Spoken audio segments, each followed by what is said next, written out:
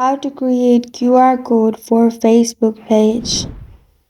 Hi everyone, I'm here to assist you today without any delay. Let's jump right in.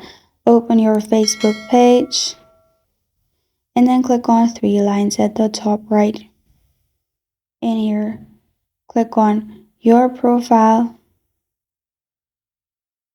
After you click on your profile, click on three dots beside advertise. In here, you'll find personalized link. Click on copy link at the bottom. After you have copied the link, simply open Chrome. On your Chrome, search QR code generator. Select the one you prefer. I'm simply selecting this one. Add your link. After you have added your link in here, click on Generate QR code. Then QR code will be generated. Click on Download at the bottom.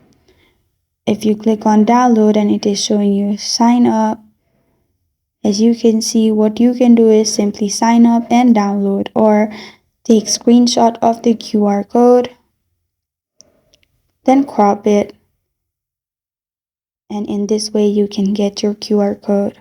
This is how to create QR code for Facebook page. Thank you for joining me today. If this video helps you out, please leave a like and subscribe for more. Got a question or want to suggest a topic, comment below. Thank you for watching.